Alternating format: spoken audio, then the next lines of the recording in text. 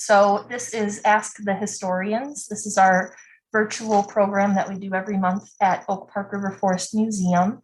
And I am Rachel Berlinski. I'm off screen, so you can't see me. But I am going to introduce our moderator for today's program, Bob Messer, who is a professor emeritus from UIC in the history department, a fellow historian, and a volunteer at Oak Park River Forest Museum. And also, if I may say, kind of a groupie of the Farmers Market Band. Yep. So that's why I've asked him to speak today on our program. So with that, I will turn the microphone over to Bob. Thank you, Rachel. And thank you for tuning in and your interest in the series Ask the Historians.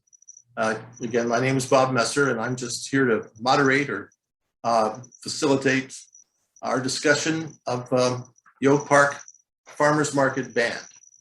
Many of you are already familiar with the band from its performances at the Oak Park Farmers Market, but I'll give you some inside information, some history, and some command performances, I guess you'd say, from two of the most senior, the longtime players in the band. Yes. Who are, for our purposes, a source of oral history or living history of the band. It started in approximately 1980. The exact date varies depending on who you ask. So it's approaching its 50th anniversary in the 2030. The silver anniversary in 2005 was commemorated with a CD, and we'll show the cover of that in a little while. The picture you're seeing on your screen now is the most recent one of last Saturday's performance at the Farmers Market Band.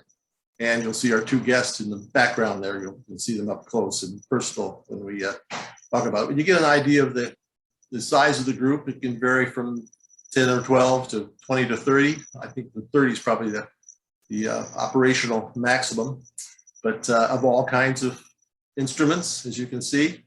If you're not familiar with the band, if you're familiar with it, it needs no introduction for you people. And so some of the questions we're going to explore with them, with their help, and I appreciate their being here, of two, if I said the most longtime players, Geoff Tillotson and Ben Stark. So there could be sort of a self-introduction for that.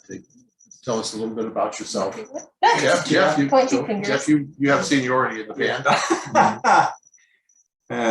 Age. Well, I'm from Brookfield. My family moved there in the early 50s, and around 1982, I was taking lessons from one of the founders of the Farmers Market Band, and he invited me to join him and a few other people to play on Saturday mornings at the farmers market. I think I have a picture too. That might have you in there. Yeah, that's one of the early pictures. Yeah, there on the left is a man by the name of Rich Harris. Next to him is Mike Casey, unknown, standing. The man standing with the guitar and a beard, the beard is Bill Hamilton, and I'm seated on the banjo right in front of him. I had more hair and it was dark back then. Right. I'm highlighting with a cursor. And your audience is rapt attention here. Yeah. Yeah, kids always gravitate to it. That's great. So I'm still in Brookfield, and I try not to miss any of the summer festivities at the market on Saturday. Yeah. And I see you in the dress white shirt too.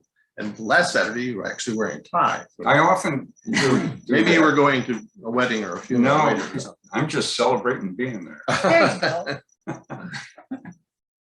go. Okay, and our next guest is Ben Stark. Ben? Well, I think I was thinking also, like Geoff was recently when I started, I believe it was 1994. And, I would go to the market with, the family, and, I played this acoustic music myself for a long time. I I really like to play. And I didn't know, I thought, well, it must be a band and, it's just a band and you can't sort of join in. But one of my older daughter, who's very musical, was learning how to play guitar. And I said, one day, why don't we just go down? Maybe they'll let us play. And of course, that's the bit with the circles, that everybody's welcome. And so it's like an addiction, and you get it in. So it's 28 years later. I hardly miss. Oops. We'll get that later. No, it's fine. It's fine. And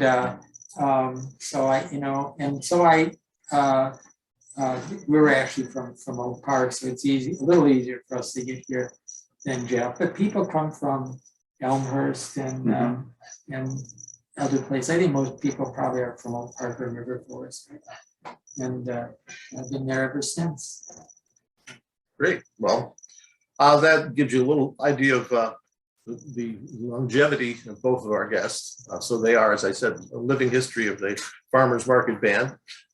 They're there almost every Saturday. And in the wintertime, sometimes at the Buzz Cafe at Lombard and Harrison. Band has played at other places, the old Borders bookstore in the old Marshall Field building, and in some cyber cafes, Daily Grind, I think it was called. So they've have spin-offs and other places where they've appeared. So anybody who's lived in Oak Park for very long will be familiar with them. And from those modest beginnings of the early 90s, they've drawn actually thousands of people. I don't know how to quantify it, because some of those people are repeat people like me. But if you draw 100 people every Saturday, and if you do the sort of basic math, I came up with about 90,000 people who witnessed their artistry. Well, so you could field Soldier Field twice, or 1.5 times. They're pretty much a captive audience, though, because there's donuts are being sold there. Donuts are, a factor, especially for the kids. We inflict the music on them while they're waiting for donuts. Yeah. You serenade them on the donut line. Yeah, right. It's a real gem of a part of the community of this area, not just Oak Park, but River Forest and the whole sort of area that people come. I know people come from Glen Ellen, not just for the donuts, for the music. Other places that have other farmers markets. So it makes ours, I think, special. So let's turn to some of the questions that I posed about the band itself. You get sort of a hint from your introductions. So what do you say to people when they say, "What's the Farmers Market Band?" You have a sort of a ready answer?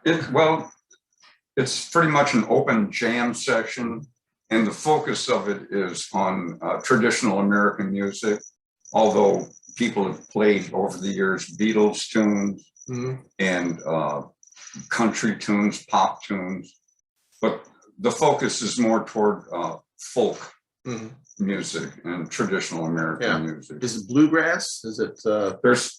There's everything. Yeah, that's Ben especially likes to play bluegrass. Yeah. Down home music, back porch music, and it's all kind of Americana. That covers There's a lot. Americana, and also Geoff and the fiddle players. Geoff is addicted to the fiddle now, I think, but they play what's called old timey music. Yeah. With a lot of fiddle tunes, I guess, originating, at least the sound, if not the songs themselves, from the British Isles. Right.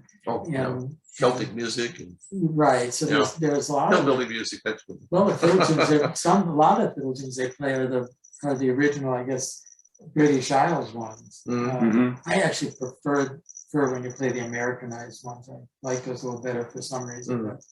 But and then like Geoff said, anything. The thing is, it's a circle, and so people come and they play what they know. So, right. Yeah. And and I think we're very accommodating. The only Geoff's, and this is, I think, important for me too, is that one rule is that it has to be acoustic. We don't want it amped up and rocked up. Now, one year they tried to do electrification, and the farmers complained that they couldn't hear people buying their stuff, and probably some of the neighbors, you know. So that was a very short experiment of just one Saturday, I think, in the history of the band. Yeah. So acoustic, and I think maybe it was Geoff mentioned in an interview that was family fare, you know, no off color or, you know, Right. things that are going to be Absolutely. embarrassing. So kids, you know, are with their families. Absolutely, that's a hard rule, at least I have. I think everybody has. It should be a hard G, like, you know, like my grandkids would, you know. would. Yeah. Well, it's, you know, it's good for people to know though, because sometimes it can be embarrassing. I've been in those situations with the teenagers, you know, and you don't know what the lyrics are going to be. But no, it's safe to take your grandchildren there, and they love it. You know, that's what's fun to watch is the kids' reaction just to live music. Some of them never had that experience. And you can see that. They're just fascinated by it. And they're awed by it. You know, that's of course that's a kind of a good feeling for a performer. Sure. Have that reaction of the audience. They appreciate your Yes. work. Now we talked a little bit how it got started as a really kind of a promotion for this shop called Guitar Fun, Right. which is no longer in business, but people may remember it was at the corner of Ridgeland and Lake Street. And well, there's, yes, Rachel's on top of things. Yeah, she this found is smart. what she said. There's a ghost sign for the guitar on the top of the building facing, I guess, west, that you don't see as you drive by, really. But she saw it and photographed it just this week, so it's still there. So there's a vestige of that place where mainly it was well, it had tremendous amount of sheet music. They bought all the Lion and Healy sheet music. And so they have a collection of that, or did have a collection of that, and then classes. And they help teach you how to play the banjo and the guitar. Yeah, And now here you are. The rest is history. And a lot of people benefited from that. There's one young girl in an interview I watched on YouTube, and I think Ben told me she's a professional musician in Nashville. Rachel, her name is also Rachel Damon. Damon, yeah. I wanted you to pronounce it. I didn't know if it was Damon or Bauman. Mhm. And she said Mike Casey was her instructor, and he inspired her because she was taking probably kind of classical, you know, sort of Yes. Suzuki violin or something. And she said it was tough as a high school student to get up on Saturday morning and get over there by 8:30 or 9, you know. But it paid off for her, and she's still performing, I guess, in Nashville. Yeah, that's one of Mike the had success 3 stories. fiddle students that were state junior fiddle champs. Mhm. Rachel was Jim one, Ryan. Alison Krauss, the famous one, was one before. Oh, really? But not Mike's, but Uh-huh. that's how sort of prestigious it is. It was Rachel, there was Connor, and then Connor Ostro. and then I can't remember his name now. The third fellow. I just Yeah. can't. Well, yeah, but no, that, you know, the people who went through that modest store really benefited from it, not just professionally, but just in terms of enriching their life and all the lives of all the people they paid for. As I said, you know, you could count it up in the thousands over the years of how many people have seen this live, free, and very just open to anybody who wants to sit in. Yeah. Yeah, as long as there's a chair for you to sit down or even stand up. It's very accessible, I guess is the word I'm looking for. Yeah. So it started mainly as a promotion for Guitar Fund by the owner of the store, Rich Harris, and no longer with us, and Mike Casey, one of the first instructors. And it was so successful, the promotion, that they had more students than they could accommodate. So they didn't have to keep advertising. And then from there, it just took off in its own life. And I'm glad it did. So the players are not professionals as such. Some of them do play in other bands, I know. Mhm. One of the accordion players, Jim Pulaski's been in a Mhm. polka band.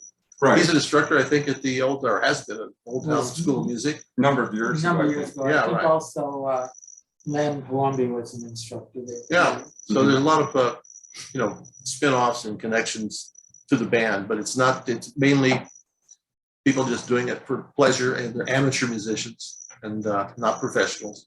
So it's not intimidating at all. That's the message I wanted to get across to anybody who thinks they, have this instrument and they're too shy to Well, sit in a way, it is intimidating Well, for somebody to For come me. into a bunch of strangers, Mhm. sit down and play. Mhm. That they're really putting themselves out there, and we understand that. So we're gentle with people. Oh, and yeah, I've seen many performances and everyone's welcome. Yeah. High school kids, one person was singing some folk songs in Japanese.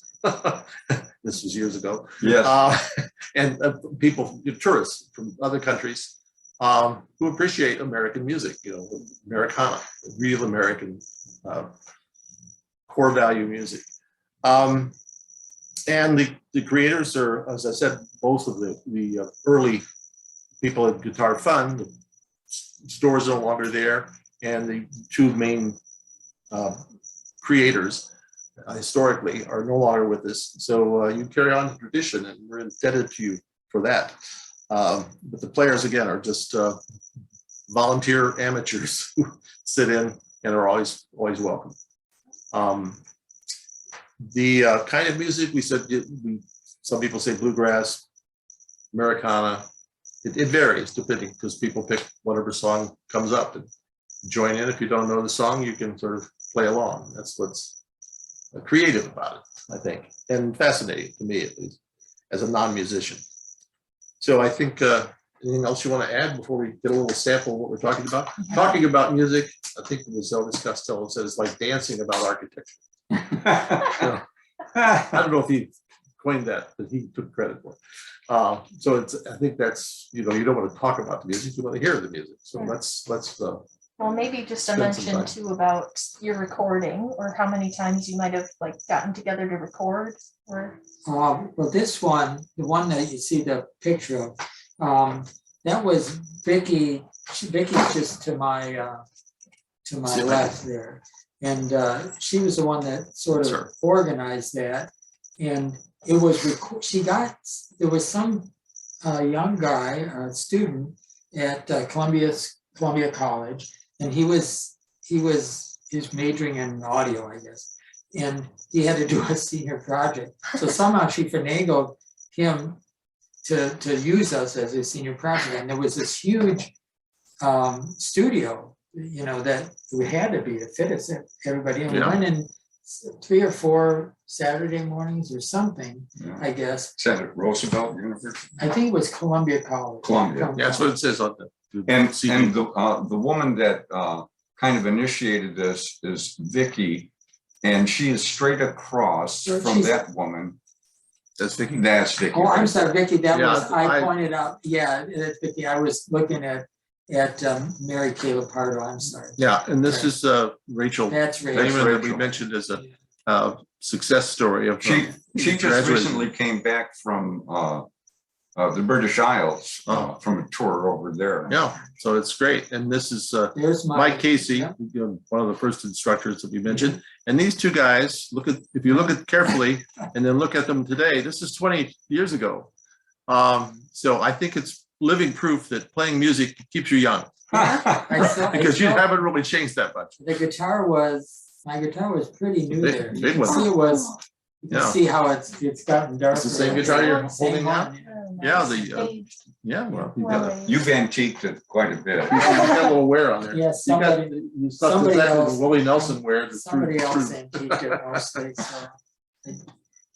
But anyway, it plays fine, so. It sounds great. What's the And difference? without any further ado, let's hear something. Okay. Your choice. And for those musicians out there, Ben and I apologize for what's going to happen.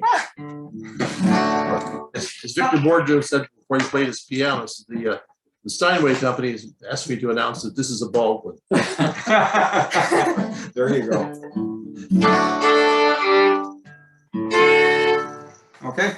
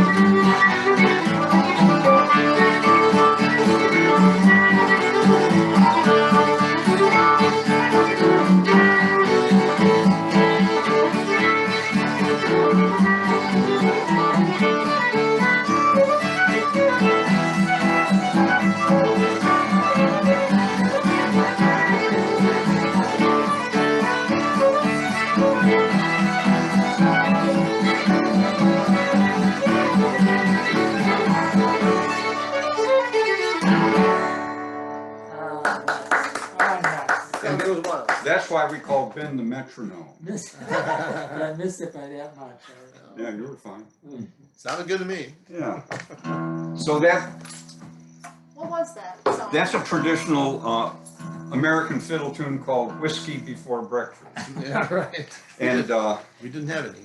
I met kind of evangelical Christian that liked that tune, but he called it "Whiskers Before Breakfast" Oh, okay. because he didn't like to even say the word whiskey, which is fine. But Geoff knows the words, some of the words, and it isn't about whiskers, it's about whiskey. Yeah, okay. Indeed. So those people that are old enough to remember Hee Haw will probably recognize this. Oh,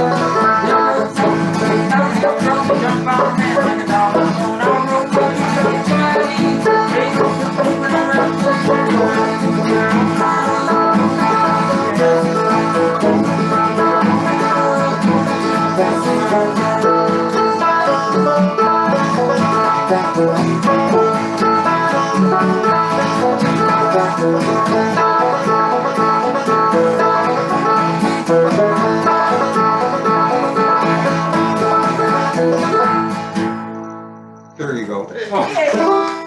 all right. I thought you were gonna tag it. I didn't. All No. right. Always gotta rehearse. Yeah. It's only been 40 years.